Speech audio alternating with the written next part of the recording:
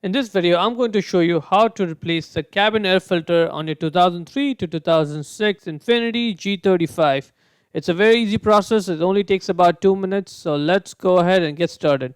The only tool you will need for this is a Phillips head screwdriver, like one over here. That's the only tool you need. So first off, you need to open up the glove box. The cabin air filter is there behind the glove box there. And the glove box itself is held in place by those 4 screws over there. So let's go ahead and take those 4 screws off using the screwdriver.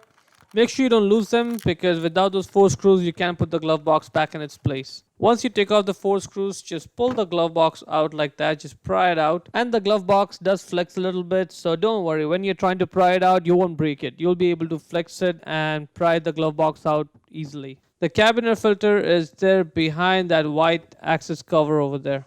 So now we need to get that white access cover out. So what you do is you just get a couple fingers over there behind it, to the right side.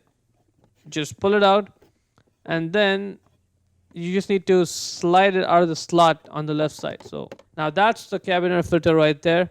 All you have to do is just pull it out, and that's pretty much it. Now let's go ahead and get a new one.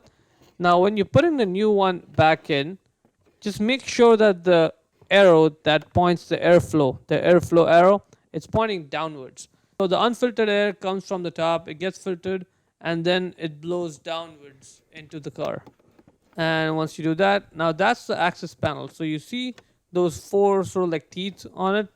That's what keeps the air filter in its proper place. So what you need to do is sort of slide it at an angle when you're putting the cover back in. Just follow along as I'm doing over here exactly.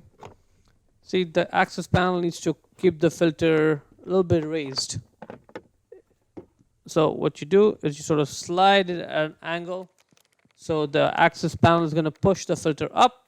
Click it in place. Done. Now let's put the glove box in its place. Get those 4 screws. Tighten them up one by one. And you don't have to go crazy tight with it. Just make sure that it's tight enough. And that is pretty much it. Once you do that, you're done. See how easy that was?